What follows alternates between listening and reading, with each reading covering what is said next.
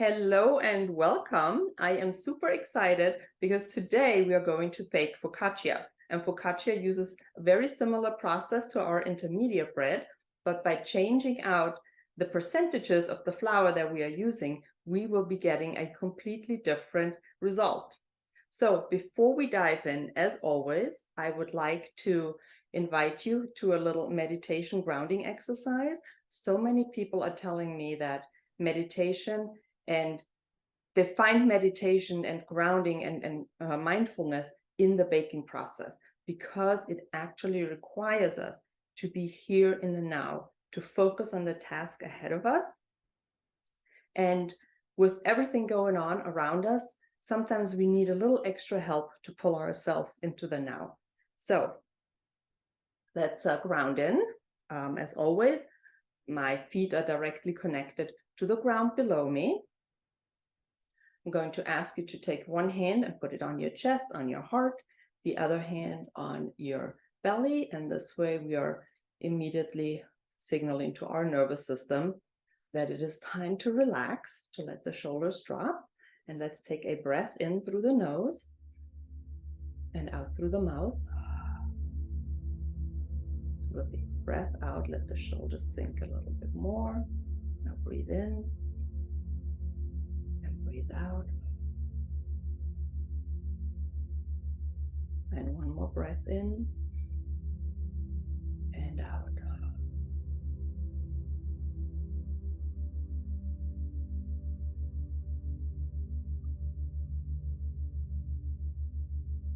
As we focus on our breath,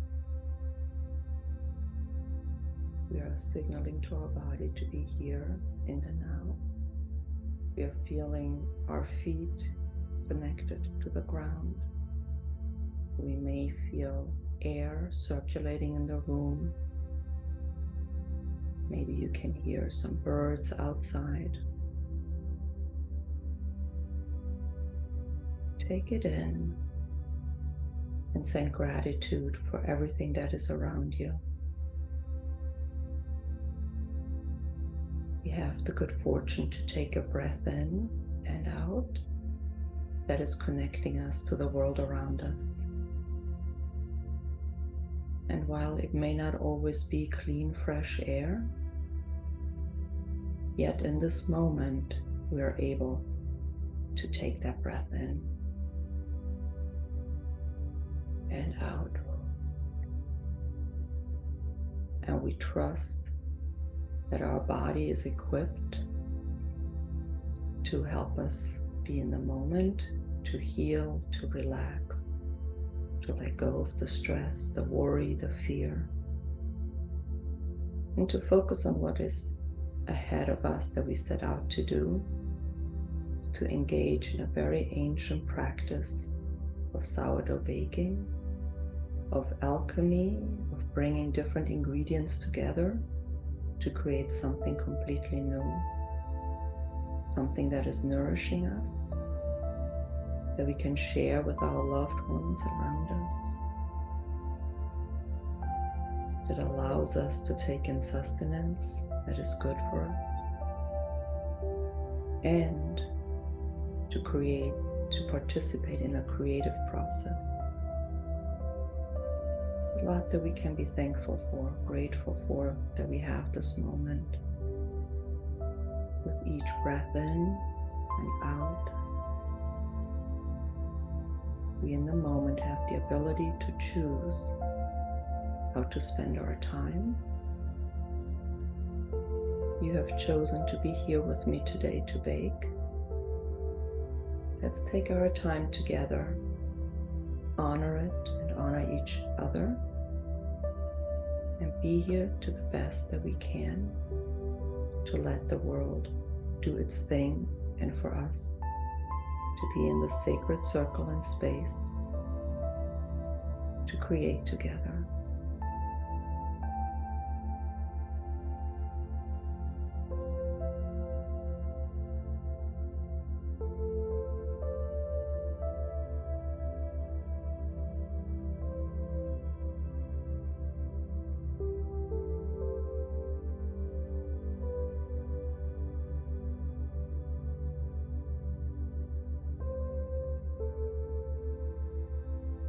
Let's take 3 closing breaths in again together. Breathe in and out through your mouth. Second breath in through your nose and out through your mouth. And a third breath in and out through your mouth. Put your hands together in prayer position and bow to yourself for honoring yourself and for showing up today for yourself and everyone around you. And as you straighten out, open up your arms, open wide, open your heart, smile from that heart, feel the connection to Mother Earth. And let your hands fall to the side of you, shake it a little bit. One deep breath again, out. When you're ready, let's open our eyes. All right, I think it's time to get started with focaccia. So as I said before, focaccia is a 2-step process. And why do we add a second step? It is because we want a deeper sourdough flavor, not necessarily sour, but just a deeper, more satisfying flavor, which we get through a longer fermentation. And the longer we ferment, the more healing it is to our gut. But the flip side of it is, if we make an entire batch of dough and let that ferment overnight, like in the refrigerator or a long, slow fermentation, it creates very small air bubbles because we are sort of exhausting the microbes in it. So with that, you can use a technique that incorporates a levain. And a levain is sometimes called a leaven or a pre-ferment. It is nothing other than a portion of your dough that you make hours ahead of time, let that ferment, let that do its work, creating that flavor, breaking up the food so we can easily digest it. And we're taking that into a fresh dough. And that fresh dough, in this case, which has a higher starch content, creates a very airy, light crust. So we get actually the best of both worlds. We get the flavor and the breaking down of the starches, and we get the airiness. So we use that in the roasted garlic and rosemary bread, and we're going to use that technique again for focaccia. And without further ado, let's get started and create our levain. For that, let me show you how we do that. I'm taking my digital scale here and just a small bowl. And we need 40 grams of teff flour. Why teff flour? It gives us a nice quick fermentation. It has a little bit more of a nuttier, earthier taste, but it's not as strong as buckwheat. So especially the ivory teff works really well in this light bread. So we're taking 40 grams for that.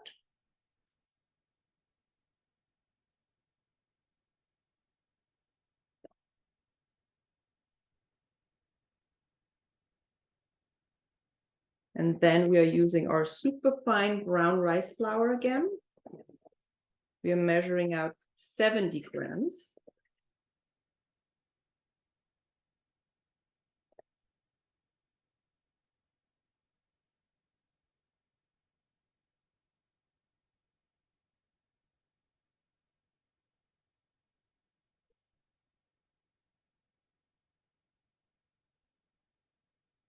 Perfect. And now to this, we are adding 70 grams of active starter. This starter was fed last night. So it had collapsed. I removed a little bit out of it already this morning. So you don't see any bubbles, but this is an active warm starter. Searing out again and then adding 70 grams.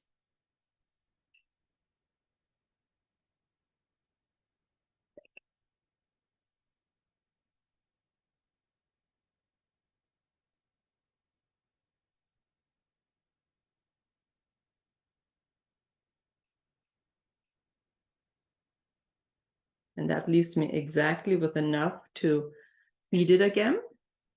And now we're adding 120 grams of room temperature water. This is filtered water again.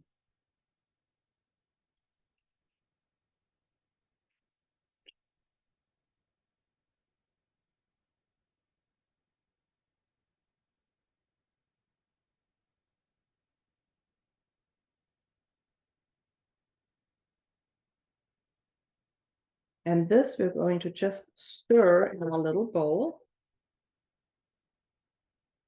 So this becomes later on a portion of our final dough. This is not starter anymore. This is a portion, a pre-ferment of our main dough, or a portion of our main dough.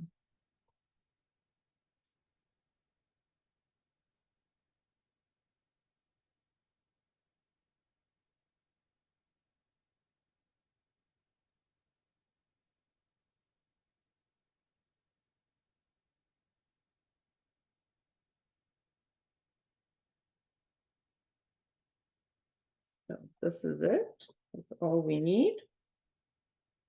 We're going to set this aside.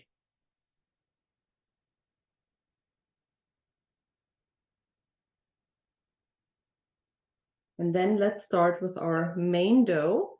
Today, I'm going to mix it by hand. If you want to use your KitchenAid, by all means, go ahead. But this is a super easy dough to mix. And I figured why not show you how to do that by hand today. So for that, we need 60 grams of sorghum.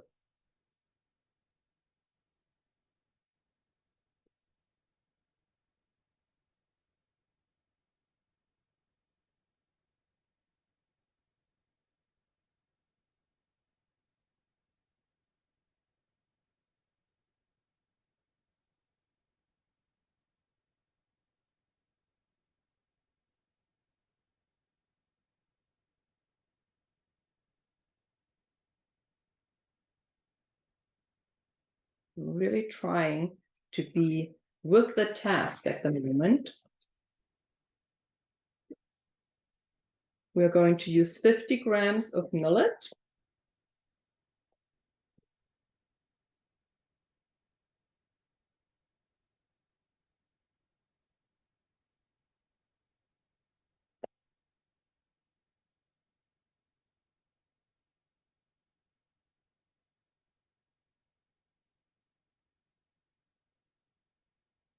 And then 100 grams of arrowroot starch.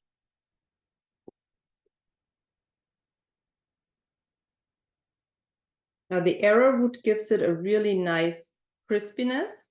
If you don't have arrowroot, you can use tapioca, but it's really nice to have the arrowroot in this dough.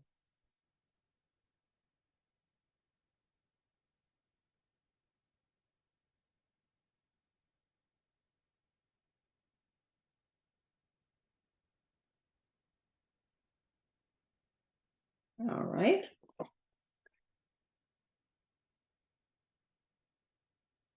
And then 100 grams of potato flour.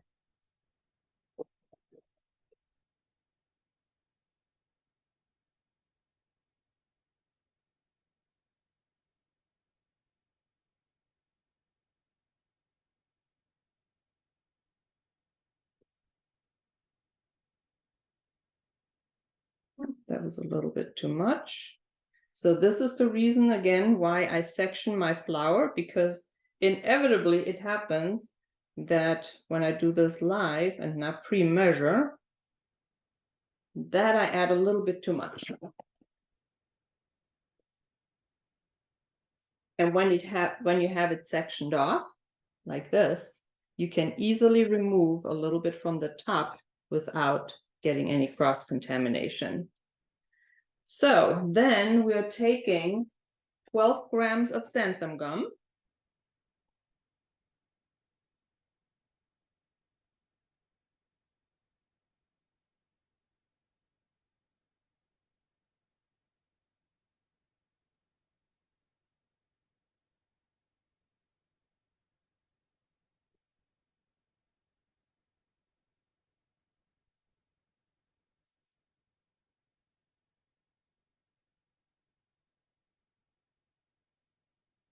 10 grams of salt.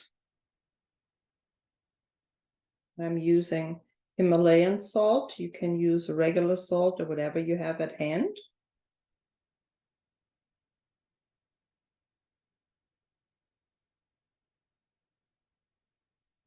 And this time we're using raw sugar instead of maple syrup that we normally use for bread. I'm just trying to keep the liquid down that we add to the dough. And the raw sugar works really well.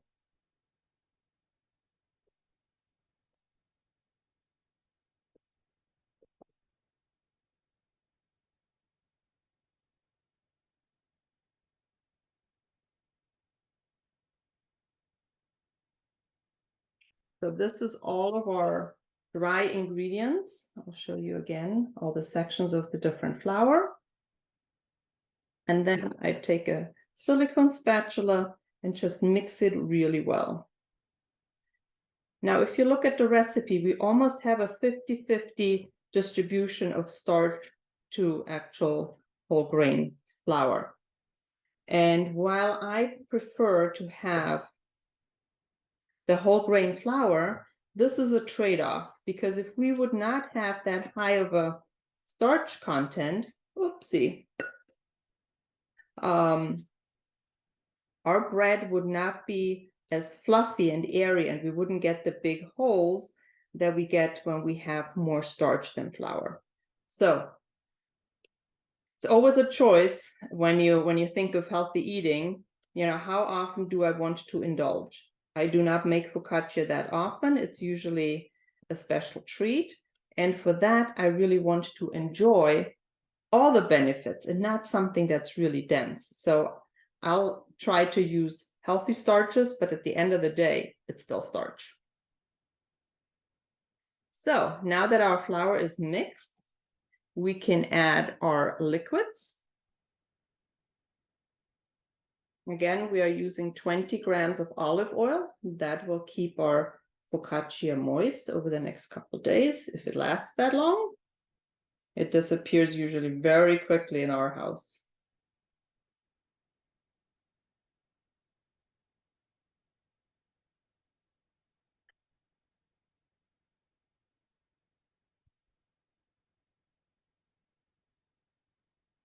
Then we add 310 grams of water.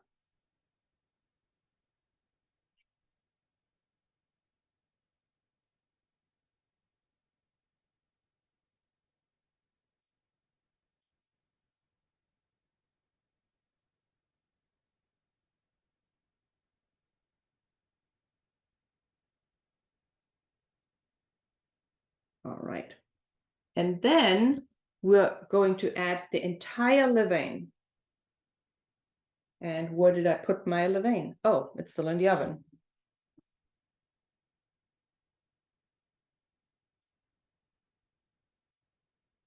So my house right now is fairly cold, and my levain did not want to rise. So I gave it a little bit of extra warmth in the oven with the light on. And this is what it looks like. It's very airy and puffy in comparison to what we just made. So this is just, I don't know if you can see this. This is just regular paste, I would call it. And this is really airy, fluffy. This is what we want. So at regular room temperature, it may take about 6 to 8 hours. If it's really cold, it just slows everything down. And I put this in the oven. So this was a total of, maybe 4 hours. So I did it first thing in the morning. We take this entire amount.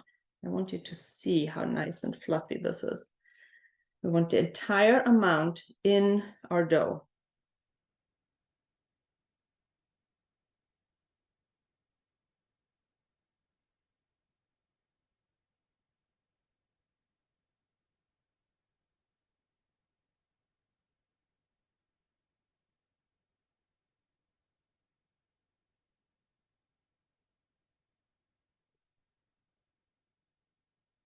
And then we can just mix it.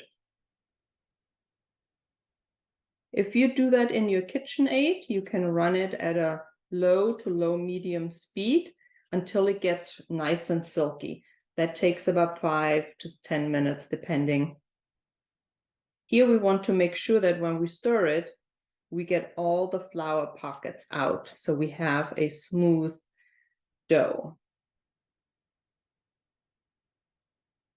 And this is the part that I actually look forward to, because that is exactly the repetitious tasks, the stirring and folding, that helps us calm our nervous system.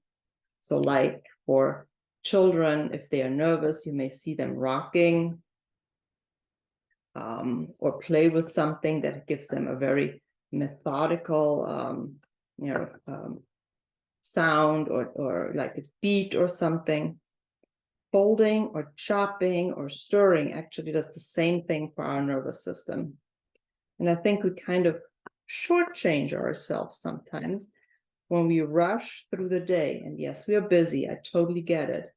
But sometimes just mixing up some dough just is what we need to be in the present moment, feel accomplished, and calm ourselves. And we get to share it with others that we love, that we care about. So this is not as silky as if I run it in the KitchenAid. So what I'm doing is I'm actually dragging the silicone spatula through the dough to kind of pop any pockets of flour that may still be in there.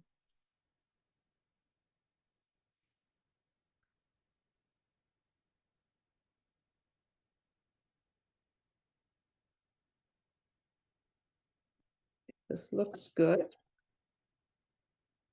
Your dough in a KitchenAid will look a little different. It almost becomes, I don't want to say liquid looking, but the consistency is just a lot finer than how you can get it by hand. But sometimes I just feel we need to do something with our hands. We're in our heads so many times, so often throughout the day. So this is what the dough looks like. And now we can actually set it aside to let it rise. But instead of putting it in our bowl and using the dish towel and all that, we actually are going to put it in the final form where we are going to bake it in.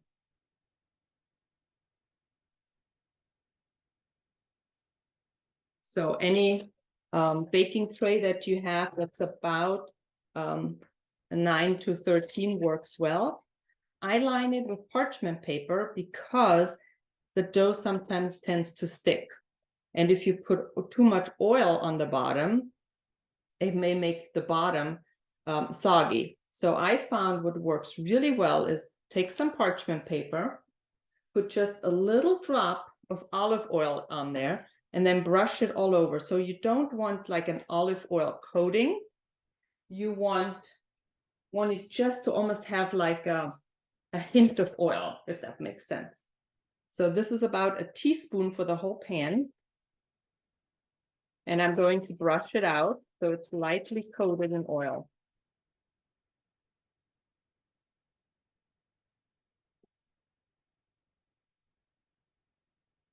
Don't forget the sides.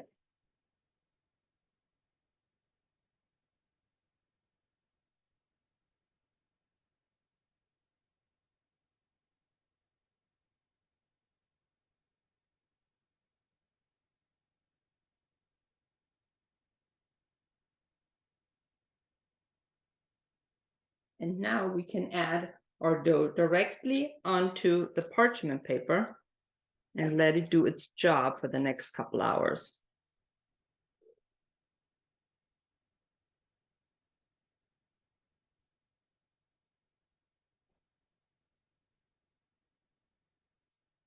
So use your silicone spatula because this dough is sticky, and kind of press it out into all the corners and see that you can get it nice and smooth. So it's the same thickness all across.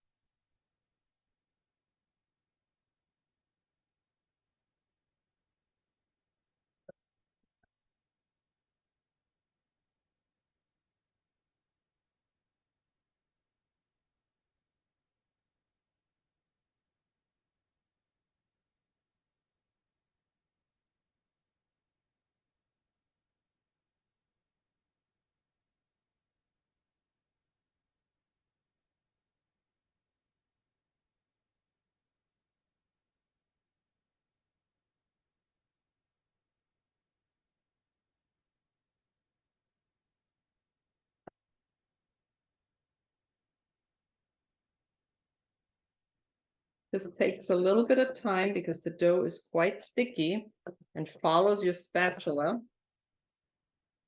So I'll take a few extra minutes and strokes to get it uniform.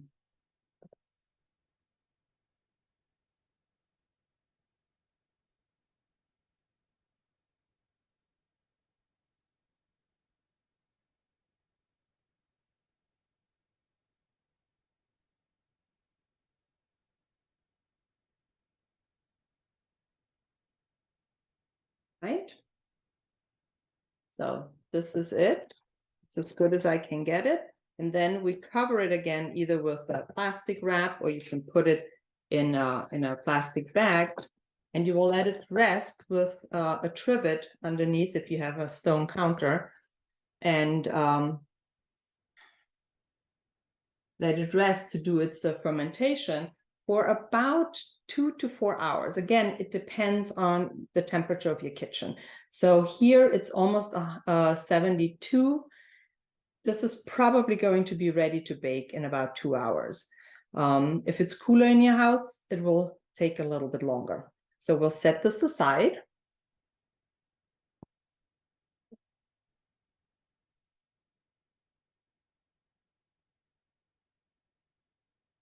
And I'll show you what it looks like after it has fermented. So this one I prepared earlier today. It was wrapped up and it puffed up quite a bit.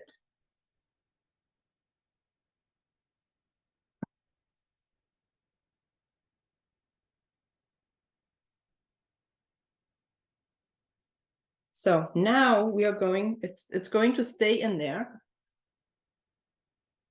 We're going to leave our dough in here and coat it with olive oil. And I use about 2 tablespoons, sort of drizzle it across.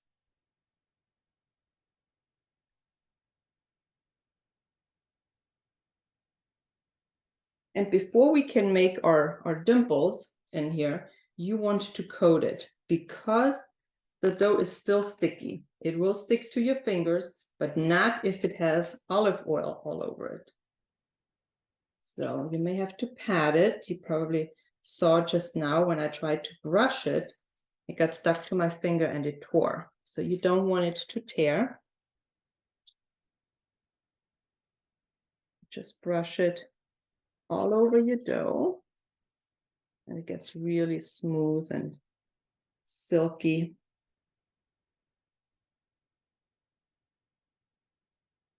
All right. So it's nicely coated. And then in the typical focaccia form, you want to create the pocket where the olive oil can accumulate. So you take your fingers and about 2 inches apart, you spread your fingers, you create those dimples.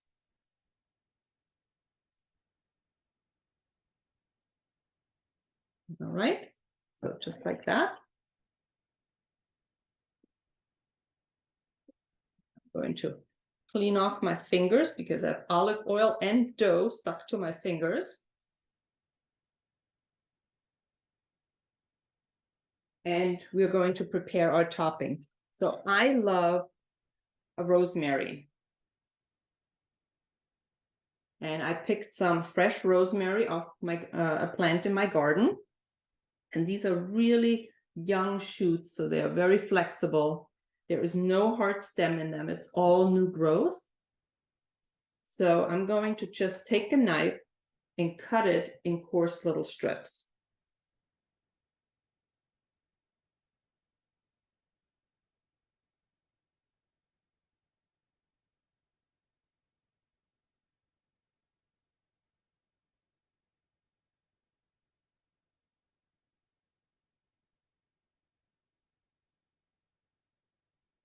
So it's not super fine, but the needles are not as long as they normally are. And this is now the final step. We want to salt it just lightly, maybe about 2-3 pinches of salt across the surface.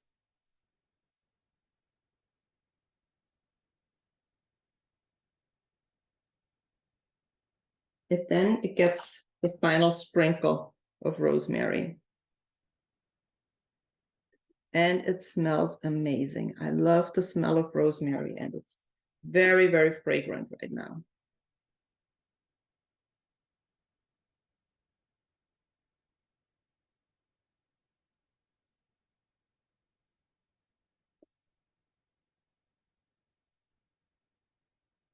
Right?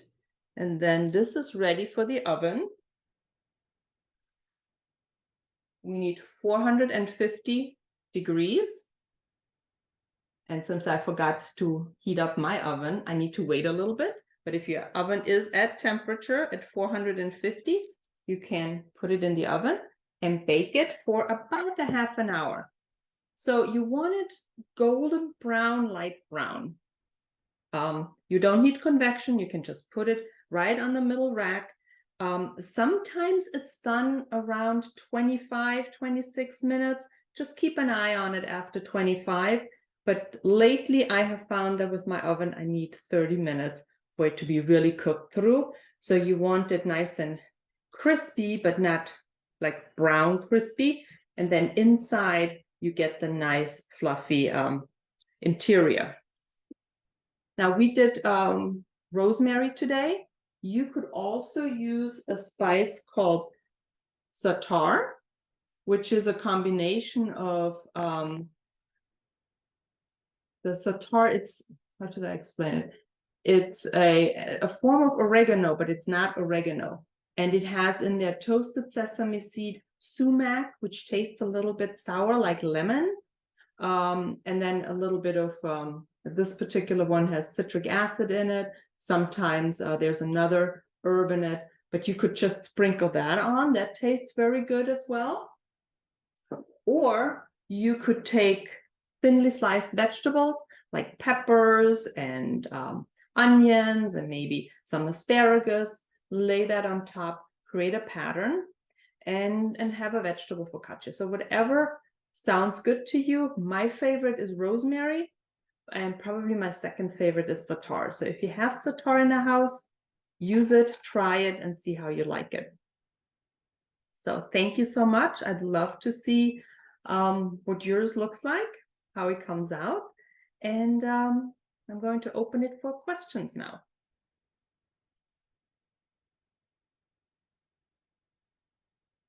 Okay, that was so beautiful, Waltraud. I loved every bit of it. It's so mesmerizing just watching you work and do your thing. It's really fun. And your bowl with all of your flowers and salt and sugar and stuff looks like a mandala. It just makes me so happy. Oh, thank you. So a couple of questions. So those with questions, if you want to put them in the chat, or once we get through these, if you want to unmute yourself, we can do that at the end. So Marab was asking about the color of the taft. I told her it was ivory. Tony Ann brought up a question that said she let the levain rise for 4 hours. In the recipe, it says 6 to 8. So I suspect that kind of has to do with the temperature of your kitchen. Do you have thoughts on that? So the longer you let your levain rise and ferment, the stronger the flavor gets and the more pre-digested your grains are. So it's easier on your digestive system. Mine was in the oven actually with the light on for 4 hours, because when I woke up this morning, first of all, I didn't get up super early to do that. I was still up early, but I figured it was warm enough that I could get a workable levain within the time that I had, but I didn't. So I stuck it in the oven just with the oven light on, and that raises the temperature by about 10 degrees. So it speeds up the process. But if you have just a regular kitchen temperature around 70, 72, maybe even a little under 70, just leave it out 6 to 8 hours until it becomes this airy, mousse-like, bubbly substance. So it's no longer that paste like it is when we created it. This is like just thick paste. You want it to turn into that mousse-like consistency. So it will kind of look like when your starter rises, and it really depends on your environment. You could also make it the night before and have it in the refrigerator for 10 hours or so, or 12 hours, depending when you made it, and then use it. That will prolong a little bit the rise of your focaccia, but that saves on time, depending what your schedule looks like. And so it sounds to me with the focaccia, just the difference, like, because like when we're letting it proof with bread, you don't want to get those big air bubbles, those big holes. But with focaccia, you want those big holes. So it isn't as, you don't have to worry about overproofing as much as you would with with the previous breads we've made. Is Yes, that a safe exactly. I assessment? mean, you can still overproof, but you have a little bit more leeway. And also, because we have nearly 50% starch, the microbes will consume that starch very quickly, so it will rise faster too. Okay. So they are just super active. That's what creates the air bubbles. That creates the activity, and that's exactly the consistency that we want in this bread. And the bread, by the way, tastes amazing as sandwich bread, just like you would use a roll. A roll will be coming this summer, a roll recipe and video. But for now, the focaccia absolutely works as a sandwich roll as well. Delicious. So Tony Ann, let me know in the chat if that answers that question for you. And then Marav, and I think you answered this as well. Marav was asking, can it be in the fridge for 6 hours? But it could be in the fridge for 10 to 12 hours, you were saying overnight. And then she also asked about turbo or grill. So Neither, just regular top and bottom temperature. Because you want the heat from the bottom. If you turn that turbo on, it distributes the air equally, but you want a little bit of a crispier bottom. And with a half an hour, it's not going to be as dark as it is when we bake bread, but it will be enough to just give it this little crunch on the bottom that we like with this type of bread. Well, I suspect you could grill it after it's cooked too for your sandwich. Yes, you could do that. Toast it. Absolutely. She said, I meant about the second rise. The second rise. Yes, so after we add the levain and we make the main dough, you have one rise, that main rise. That depends on your room temperature. And could you put that in the fridge? You could put that in the fridge, but the fridge creates smaller air bubbles. So if you're cool with that, the dough is forgiving, but it's hard to get those big bubbles because imagine it like you have a pen full of chickens and those chickens are hungry and now you're throwing feed in it. It goes really, really fast. So the feed is you have the microbes, you have the food, you have the temperature, the setting is all ideal. If you had the same pen of chickens and instead of throwing in a lot of food at once, you're metering it out, you're slowing down the distribution like a refrigerator does, then you don't get the same activity. The pen is going to be a lot calmer. And that's kind of what happens in here. The more activity, the more air bubbles we get. And when it's slow, it creates a finer, more refined crust, if you will. So it's like mass craziness versus refined showing up in a meeting. It's a great analogy. So Tony Ann responded, yes. Stirring by hand was not very long. Recipe says 10 minutes in the mixer. So as long as you crush the flour balls while mixing by hand, it's okay to stir less. Yes, you can stir as long as you want, by all means. The longer you stir, the finer the dough gets. Now, I could have taken the full time here and just done it, but you would have gotten very bored watching me for 10 minutes to just stir. So I tend to do it a little quicker, so you don't need to wait as long. But at home, it's again, like we talked about last time, when you put more effort in, you get deeper flavor, you get more, you just get a better product. So if you want to give it an extra couple minutes and make sure that the dough is really silky and nice, you will feel the difference in the baked good as well.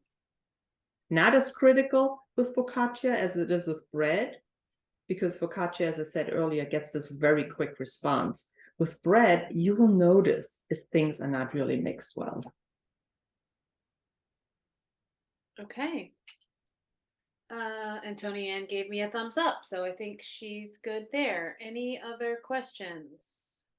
Edie, you good? I wanted to add that sniffing a little fresh rosemary every day is supposed to be good for our memory. Oh, nice. I As love well that. as being a pleasure, it has a benefit all year long. Yeah, that is so beautiful. Thank you for sharing. The rosemary plant I have is in a pot. So right now it's living outside and it's doing really well with a lot of new growth, but it comes indoors in the winter. So I love the smell and the texture, just everything about fresh rosemary. Yes, they have some dried backup, but it's not, and I thank you so much, Edie, for sharing this, because we think of food as just what goes into our belly, what makes us feel full and maybe nourishes our body. But plants in particular, they have so much more in them, like all the volatile oils, the fragrance, just sometimes brushing against it has a very different influence on our body. It calms us, it connects us, it can be healing. If you think of like aromatherapy or homeopathy or herbalism, there's this whole healing component to our herbs, to our spices, and we tend to forget that. So when you can play with fresh herbs, play with them, enjoy it, smell them, feel them, let them become part of you, just like the food becomes part of you.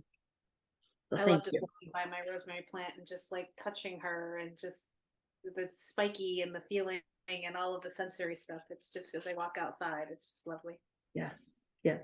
I do that with my mint a lot. So this year I'm growing 4 different types of mint. Each one smells differently. And I just love it. It's just like a little symphony. I have a lemon one, I have a Vietnamese mint, I have a chocolate mint, I have a spearmint. They all smell different. And it's such a pleasure to just be out there and touch them and just enjoy it. Yeah. Bye, Marav. Mirav, bye. It was so good to see you. Take good care. See you soon. Yep. And let us know how your focaccia comes out. Awesome. Take care. All right. Do we have any other questions, comments, thoughts? Okay, then I'm going to end the recording.